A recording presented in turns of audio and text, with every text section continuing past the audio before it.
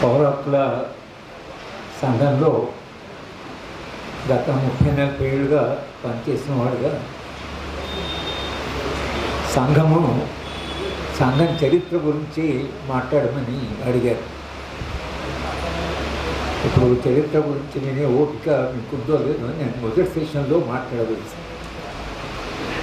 ఇది నేను చివరి సెషన్లో మాట్లాడవలసి వచ్చింది. ఎందుకంటే బయట నుంచి వచ్చిన వాళ్ళు వెళ్ళిపోవాలి కాబట్టి ఈ మార్పు జరిగింది. పౌర హక్కుల సంఘం చరిత్ర మొత్తం చెప్పడానికి సమయం లేదు. తర్వాత అంత వివరంగా చెప్పడం కూడా నాకు సాధ్యం కాదు. ఎందుకంటే 2008వ సంవత్సరంలో వరవరావు గారు ఆంధ్రప్రదేశ్ పౌర హక్కుల సంఘము పిలుపు మేరకి పౌర హక్కుల సంఘ చరిత్ర చెప్పమంటే ఆయన 2.5 గంటలు మాట్లాడారు. అది యూట్యూబ్లో ఉంది, మీరు కూడా చూడవచ్చు. ఆ 2.5 గంటల్లో వరవరావు గారు చెప్పిన వివరాలు, ఆయన చెప్పిన విశ్లేషణ, ఆయనకుండే అద్భుతమైన జ్ఞాపక శక్తి, అవన్నీ కూడా నాకు లేవు. అది విన్న తర్వాత అసలు ఈ సబ్జెక్టు మీద నన్ను మాట్లాడమన్నారు, అసలు దానికి న్యాయం చేయగలమా లేదా అనేటువంటి అనుమానం కూడా నాకు వచ్చింది. కానీ ప్రధానంగా పౌర హక్కుల ఉద్యమాలు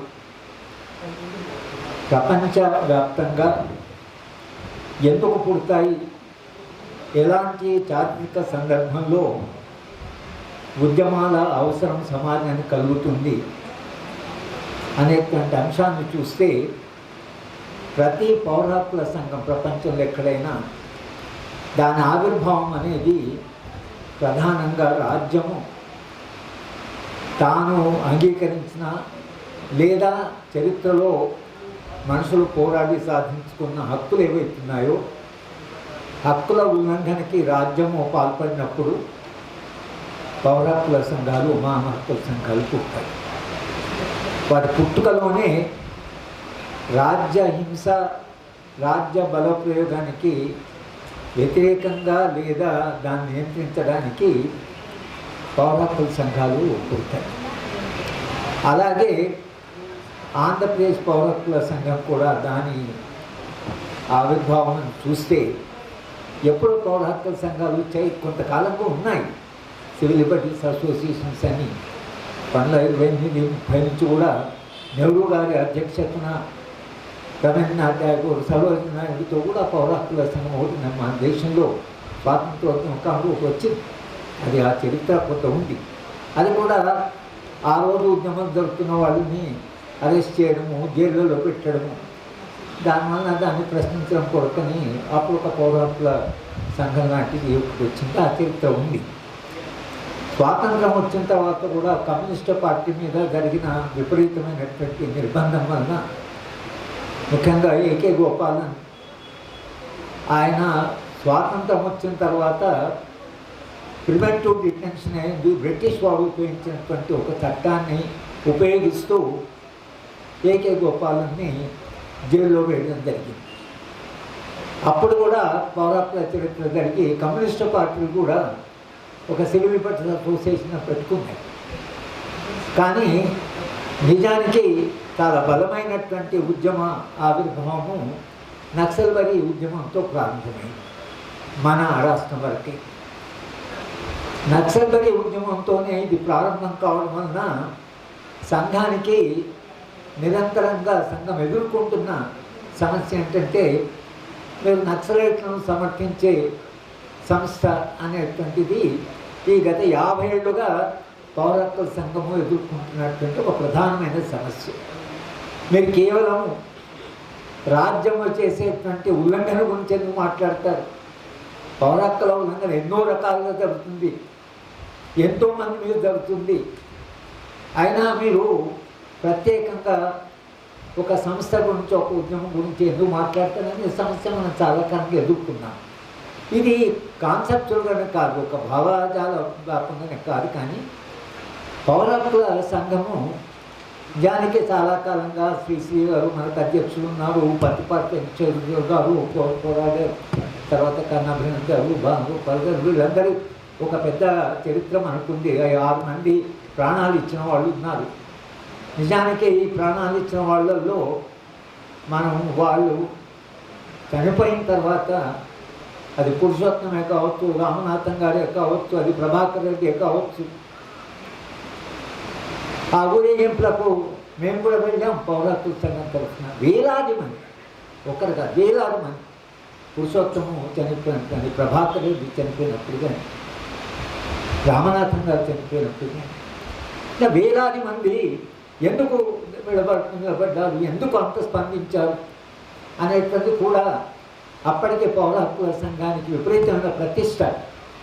పౌరత్వ సంఘం న్యాయం కొరికే నిలబడుతుంది అనేటువంటి ఒక ప్రతిష్ట మనకు చాలా పెద్ద ఎత్తున సమాజంలో గుర్తింపు వచ్చింది. కానీ ఈ మొత్తంగా పౌరత్వ సంఘము, రాజ్యానికి వ్యతిరేకంగా పోరాటము, దాంట్లో 6 మంది ప్రాణాలు పోవడం ఇది జరిగింది. కానీ పౌరత్వ సంఘము తన అనుభవంలో మొదట మనము రాజ్య ఉల్లంఘన, రాజ్య హింస గురించి మాట్లాడినా కొన్ని అన్ఎక్స్పెక్టెడ్గా మనం అనుకోకుండా కొన్ని సమస్యలు మనకు వచ్చాయి. కారంచేడులో భూస్వాములు దళితులను చంపినప్పుడు ఒక పెద్ద చర్చ జరిగింది. ఎందుకంటే పౌరత్వ సంఘం అంతకుముందు నిరంతరంగా వాదించింది ఏమిటంటే, మేము రాజ్య ఉల్లంఘన, రాజ్యము ఉపయోగించే బలప్రయోగము, రాజ్యము హక్కులను ఉల్లంఘించ మాట్లాడతాం. ఇది మన మ్యాండేట్. ఈ మ్యాండేట్ మీదే మాట్లాడుకుంటూ వచ్చాం. కానీ కారంచేడులో జరిగినటువంటి హింస, భూస్వాములు దళితులను చంపారు.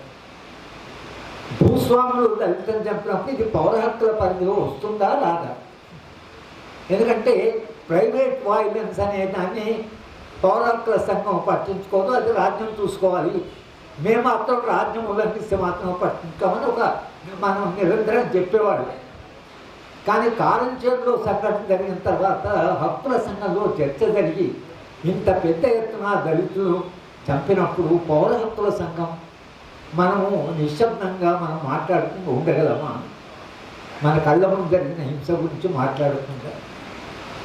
కారంచేడు దళితులు కూడా పౌర హక్కుల సంఘం వైపు చూశారు.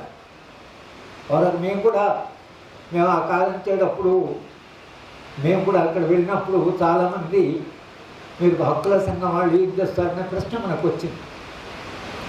అప్పుడు మనము ఈ భూస్వాములు చేసినటువంటి హింస అది రాజ్యంలో భాగమే, రాజ్యహింసలో భాగమే అని మనం కాన్సెప్చులైజ్ చేశాం. ఎందుకంటే భూస్వామి రాజ్యానికి కూడా ప్రతినిధి, రాజ్యానికి అతను బేస్ కనుక వాళ్ళు చేసే హింస కూడా రాజ్యహింసలో భాగమే. ఆ తర్వాత మహిళలు ప్రశ్నించడం పెట్టారు, మహిళల మీద జరిగేటువంటి హింస మీరు పట్టించుకోరా? నిజానికి ఒక కాలంలో ఆంధ్ర ప్రాంతంలో చాలా మహిళలు ఆత్మహత్య చేసుకున్నారు. ఆత్మహత్యలు చేసుకున్నప్పుడు ఈ ప్రశ్న వచ్చింది, వాళ్ళంతా ఆత్మహత్య చేసుకుంటున్నారు, మనకు తెలుసో తెలియదు దాంట్లోకి వెళ్ళిపోయారు. వెళ్ళి ఆత్మహత్యలు చేసుకుంటాం. వాళ్ళు ఒక సందర్భంలో అయితే ఆత్మహత్య చేసుకొని ఆమె హాస్పిటల్ అడ్మిట్ అయింది, డెత్ స్టేట్మెంట్ ఇచ్చింది. పోలీసు వాళ్ళు ఏమన్నారంటే పౌర హక్కుల సంఘము ఏదన్నా డెత్ స్టేట్మెంట్ కలెక్ట్ చేస్తే దాన్ని వ్యాలిడ్, అది మేము కూడా దాన్ని మేము అంగీకరిస్తామనే దశ ఒకటి వచ్చింది. ఎందుకంటే వీళ్ళు అబద్ధాలు చెప్పారు, వాస్తవాలు చెప్తారు అనేటువంటి క్రెడిబిలిటీ మనకు ఉండే. ఈ 3 అయిన తర్వాత మనకి ఇంకా పెద్ద ఒక సవాల్ వచ్చింది. పెద్ద సవాల్ ఏమిటంటే మీరు మొదట రాజ్యహింస అంటే, తర్వాత భూస్వాముల హింస అంటే, మహిళల మీద జరిగే హింస పేట్రియార్కి అది పురుషాధిపత్యము, పురుషాధిక్యత అనేది రాజ్యానికి మద్దతుగా ఉంటుంది కాబట్టి అది రాజ్యహింసలో భాగమే అంటే. కానీ విప్లవోద్యమంలో ఎవరైనా అమాయకులను చంపితే మీరు దాని గురించి పట్టించుకోరా? ఇది ఇక్కడ మనకు చాలా ఒక మారల్ డైలమా, పొలిటికల్ డైలమా. దాని గురించి ఎట్లా దాని మీద చర్చ జరిగే సందర్భంలో అందరినీ మా సభ్యులందరినీ ఎవరెవరికైతే పౌర హక్కుల అవగాహన ఏమిటి అనేది రాయండి అంటే 13 మంది రాస్తే 13 మా వ్యాసాలతో ఓ పుస్తకాన్ని పబ్లిష్ చేసి కొన్ని వందల కాపీలు మా సభ్యులకు ఇచ్చి దాని మీద ఏళ్ల తరబడి చర్చ జరిగింది. బహుశా ప్రపంచంలో ఎక్కడ కూడా ఒక పౌర హక్కుల సంఘం కొన్ని ఏళ్ల తరబడి మన యొక్క పర్స్పెక్టివ్ ఉండాలి అనే దాన్ని అందరం చర్చించి సరే ఆ చర్చ అంతిమంగా ఒక విభజన దారి తీయడం అది ఒక విషాదమే. కానీ చర్చ ఎంత జరిగింది అంటే పౌర హక్కుల సంఘము ఎక్స్టర్నల్గా డెమోక్రటిక్ రైట్స్కే కాకుండా అంతర్గతంగా అది ఎంత డెమోక్రటిక్ ఉండాలో అంత డెమోక్రటిక్గా ఉండడానికి ప్రయత్నం చేశాం. చర్చ లేకుండా, సభ్యుల భాగస్వామ్యం లేకుండా, సభ్యుల ప్రశ్న లేకుండా పౌర హక్కుల సంఘం అంతర్గతంగా తనకు తాను చర్చించుకోకుండా తన కార్యక్రమాన్ని కూడా తాను నిరంతరంగా చర్చించుకుంటాలి అనేటువంటి ఒక దాని నుండి మనము ఎలా మారుతూ వచ్చాం. కానీ ఇవాళ మనం వెనక్కి చూస్తే మనం ఆ రోజు తీసుకున్నటువంటి స్టెప్స్ ఏవైతున్నాయో వాటి ప్రయోజనం లేదా ప్రాయోజికత ఇవాళ సమాజంలో మనకు తెలుస్తున్నది. రాజ్యహింస వెనుక ఎంత బలమైన శక్తులు ఉన్నాయి. రాజ్యహింసకి సామాజిక పునాది ఎక్కడుంది? సమాజము అసలు ఎందుకు తాను అడగవలసిన ప్రశ్న అడగడం లేదు అంటే ఇవాళ మనకి 50 ఏళ్ళ తర్వాత ఖాల్సే పాటిల్ గారు మాట్లాడిన మొదటి ప్రసంగం ఏదైతుందో ఆగ్రహంగా మాట్లాడాను. ఆయన పౌర హక్కుల గురించి మాట్లాడే ఎక్కువగా ఆయన రాష్ట్రీయ స్వయం సేవక సంఘం వాళ్ళు చేసే పనులు దాని గురించి మాట్లాడారు. ఎందుకు పౌర హక్కుల సంఘంలో ఒక జడ్జిగా వచ్చి ఈ ప్రైవేట్గా జరుగుతున్నటువంటి సమాజంలో వచ్చిన మార్పుల గురించి ఎందుకు మాట్లాడారు? మన ఏంటైనా పౌర హక్కుల సంఘంలో మన ఈ సంస్థల గురించి కానీ మతోన్మాదం ఎక్కువ మనం మాట్లాడుకోలేదు. అప్పుడప్పుడు మనం ప్రస్తావిస్తున్నాం అదే మన ప్రధానమైన అంటే అంశంగా మనం ఎన్నడూ తీసుకోలేదు. మతానికి వ్యతిరేకంగా, మతోన్మాదానికి వ్యతిరేకంగా పోరాడాలి, మతోన్మాదం కూడా పౌర హక్కుల ఉల్లంఘనలో వస్తుంది అనేటువంటి మనం చాలా కాలంగా దాన్ని మనం పట్టించుకోలేదు. కానీ వాళ్ళ ప్రైవేట్ హింస అంటే ముఖ్యంగా మతోన్మాదం జరుగుతున్న హింస, రాజ్యహింస రెండు కలిసిపోయాయి. ఈ రెండింటికి ఎప్పుడైతే నెక్సెస్ ఏర్పడిందో ఈ నెక్సెస్కు ఒక ఆర్థిక వ్యవస్థ నరసింహారెడ్డి గారికి టైం దొరకలేదు. కానీ వారు మన ఈ ఆర్థిక వ్యవస్థ మార్పుకి పౌర హక్కులకి ఆయన కొంచెం వివరంగానే మాట్లాడేవాడు. ఒకవైపు ప్రైవేట్ వాయిలెన్స్ పెరుగుతున్నది సమాజంలో. మీ దగ్గర మాంసము ఫ్రీజ్లో ఉన్నదని పోయి చంపడం, మీరు ఆవు నెయ్యి చేసిన చంపడం, లేకపోతే ధబోల్కర్, కల్బుర్గి, గౌరీ లంకేష్ చంపడం. వాళ్ళు ఎందుకు చంపారు? ఎవరు చంపారు?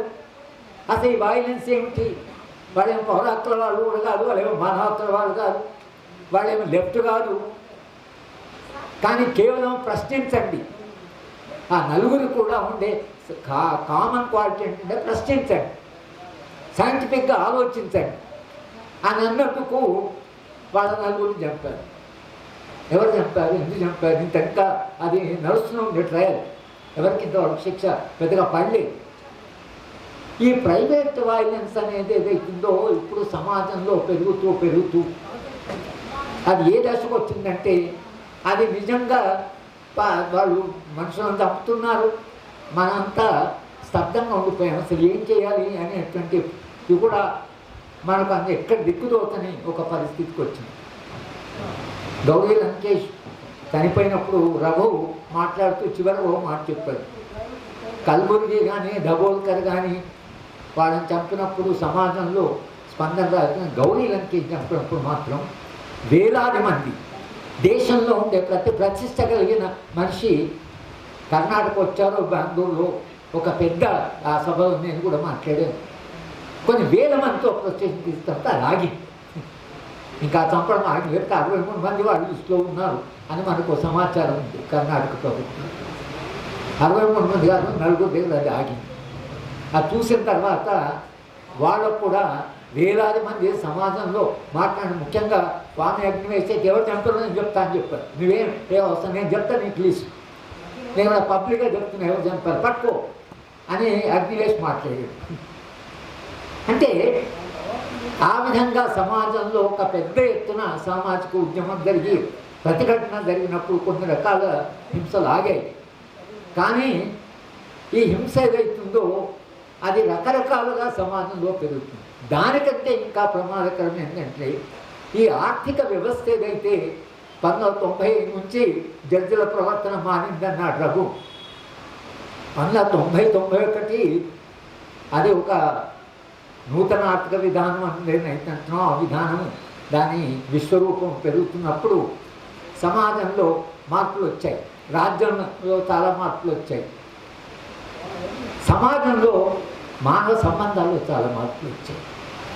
నిజానికి సామాజిక సంబంధాన్ని విధ్వంసం చేయకుండా ఆర్థిక అభివృద్ధి అది అమలు చేయడం సాధ్యం కాదు. ఎందుకంటే అది అమానుషమైనటువంటి అభివృద్ధి, అది మనుషుల సంబంధించి పేదవాళ్ళకి సంబంధించి కాదు.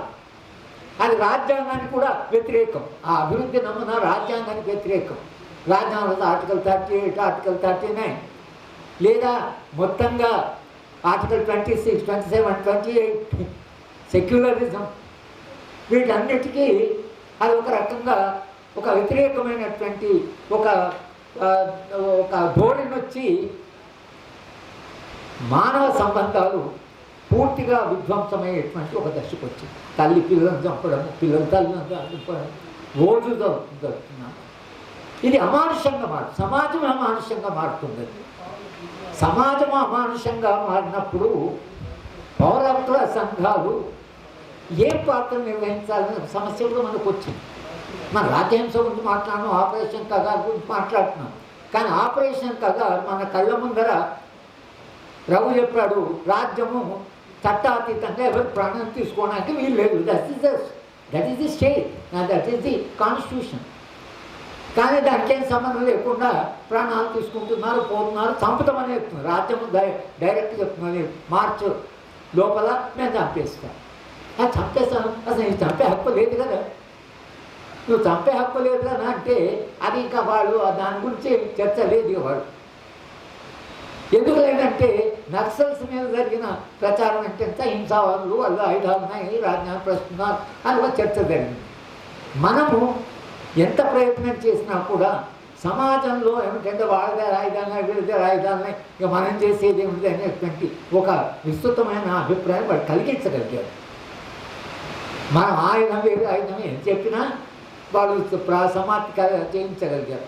కనుక సరే వాళ్ళని ఏం చేసినా సమాజం సైలెంట్గా ఉంది. అందుకని సమాజంలో ఒక రకమైన సమ్మతి ఉందని వాడు ఏం చేస్తున్నాడంటే నక్సల్స్ అంటే ఏదైనా చేయవచ్చు అని అంటున్నాడు. కాబట్టి వాడికి ఎవరి మీద ఇష్టం లేదో వాడితో ఎవరు డిఫరెన్స్ అందరు నక్సల్స్ అంటున్నారు. రాహుల్ గాంధీని అర్బన్ మావోయిస్ట్ అంటున్నారు, ప్రధానమంత్రి అంటున్నారు. ఆయన అర్బన్ మావోయిస్ట్ ఏంటి, వాడు సల్లాజును పెట్టినవాడు. వాళ్ళ కాలంలో ఎన్కౌంటర్ ఎందుకు జరిగాయి? కాంగ్రెస్ పార్టీ సడన్గా మీరు వాళ్ళు మావోయిస్ట్ పార్టీ, మీరు అనుబంధ సంస్థ అంటే ఎట్లా అసలు ఎందుకంటున్నారంటే దానికి కారణం ఏంటంటే ఆ పేరు చెప్తే రాజ్యము తన హద్దులు దాటి ఒకళ్ళ బల ప్రయోగం చేసినా సమాజంలో దానికి అంగీకారం ఉంటుంది అనేటువంటిది వాడు అవగాహన. కనుక దాన్ని ఇవాళ మనం ఎట్లా ఓవర్కమ్ అవుతామని మన చరిత్ర 55 ఏళ్ల చరిత్ర మనం వెనక్కి వెళ్ళి చూసుకుంటే ఇవాళ మనకు చాలా కొత్త సవాళ్ళు వచ్చాయి, కొత్త సందర్భం వచ్చింది. మనం ప్రారంభమైన సందర్భం వేరు, ఇవాళ మనం పనిచేస్తున్న సందర్భం వేరు. ఈ సందర్భము అప్పటికంటే చాలా సంక్లిష్టమైంది. అప్పటికి మనకు రాజ్యహింస, తర్వాత ఒక విప్లవోద్యమం మీద హింస, దాని అవగాహన మేరకు మనం పనిచేసాం. ఇవాళ ప్రైవేట్ వైలెన్స్కి రాజ్య హింసకి మా నెక్సెస్, దీనికి పైన ఒక ఆర్థిక వ్యవస్థ, ఆ ఆర్థిక వ్యవస్థకు ఈ వైలెన్స్ కావాలి. ఎందుకంటే వాడికి మినరల్స్ కావాలి, మైనింగ్ కావాలి, వాడికి ఖనిజాలు కావాలి. ఎంత తొందరగా అంత తొందరగా తవ్వుకోవాలి ఖనిజాలు. ఆ కన్యాన్ని తొందరగా చదువుకోవాలంటే అడ్డుపడుతున్న వాళ్ళు ఎవరు అనేటువంటి అడ్డుపడుతున్న వాళ్ళని తీసేస్తాం. అది ఆర్థిక నమూనాకు అది కావాలి.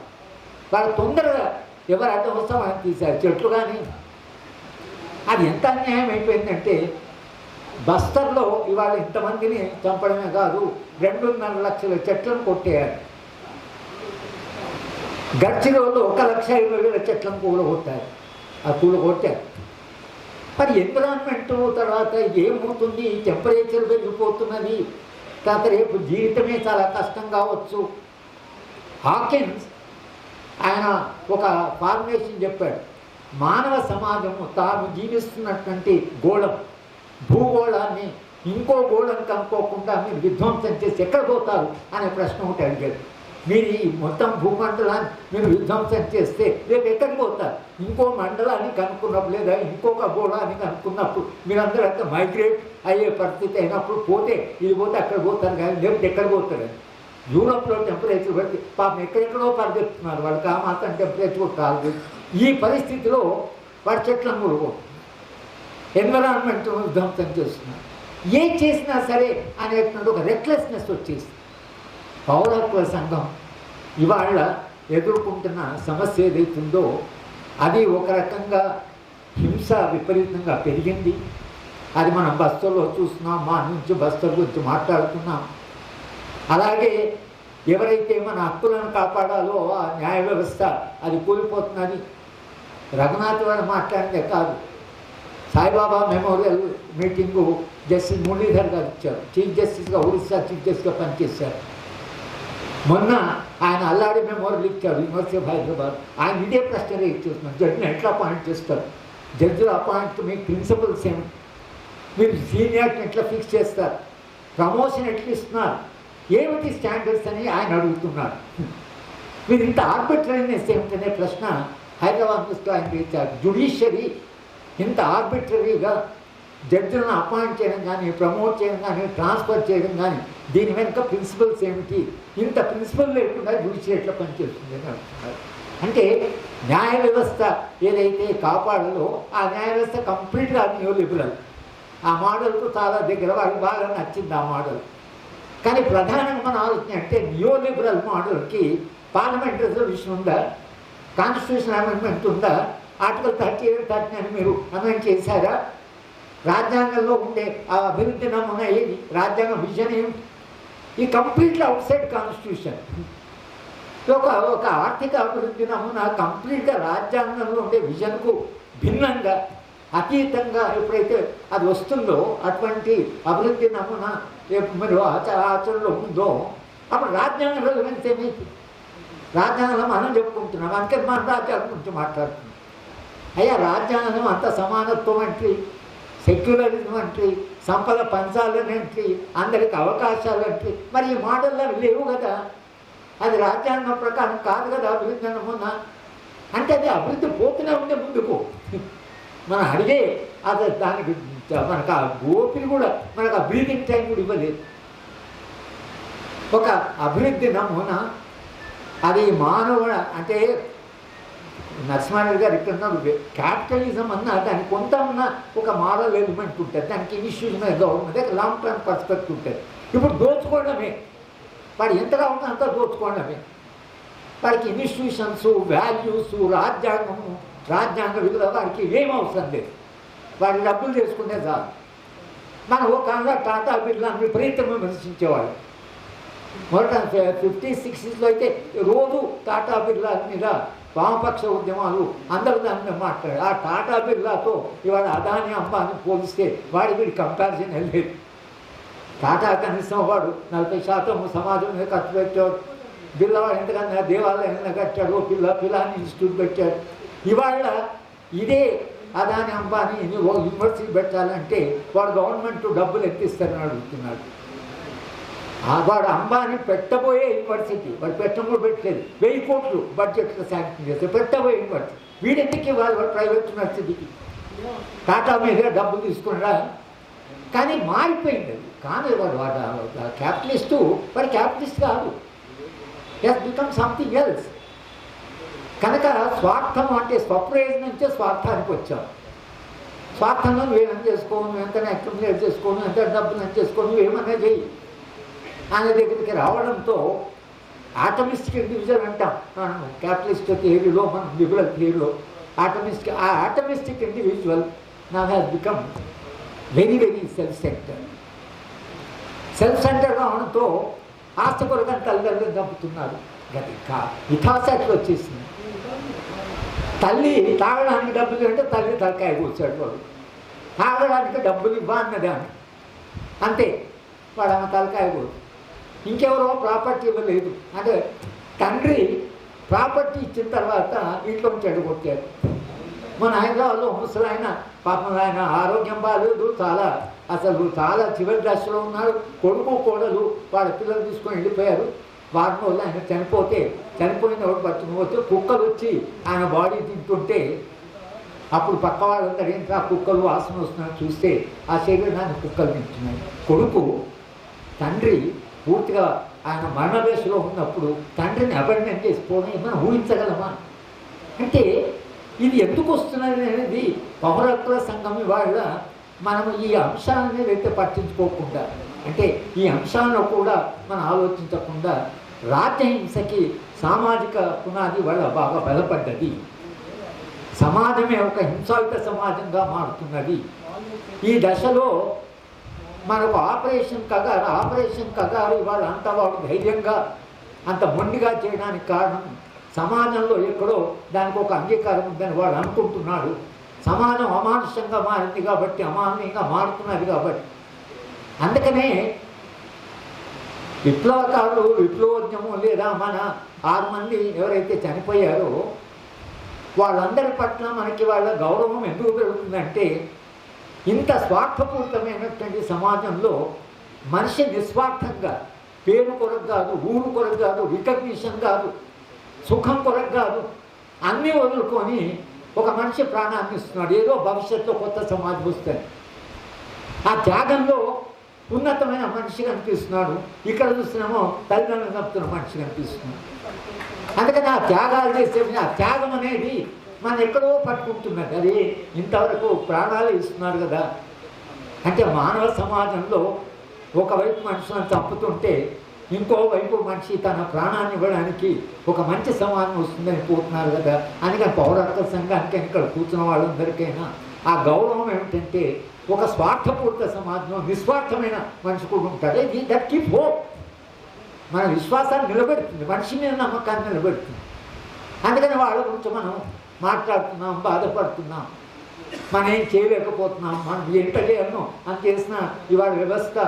అందుకని పొద్దున ఆయన కౌన్సిలర్ గారు చెప్పి you have to change this system అంటే, బ్రేక్ దిస్ సిస్టమ్ అని అంత ఆగ్రహంగా మాట్లాడేది. ఎందుకంటే ఆయన జీవిత అనుభవం కూడా, ఆయన ఒక కూలీ కుటుంబంలో పుట్టాడు, చాలా పేదరికంలో పుట్టాడు, జడ్జిగా రిజైన్ చేశాడు. బ్రహ్మినిజం మీద ఆయన ఎక్కువ కాన్సన్ట్రేట్. ఆ పూనాలో బ్రహ్మినిజం అది, అక్కడ తిప్పవన్ బ్రహ్మిన్స్ ఉన్నారు. బ్రహ్మినిజం హయ్యెస్ట్ ఫామ్.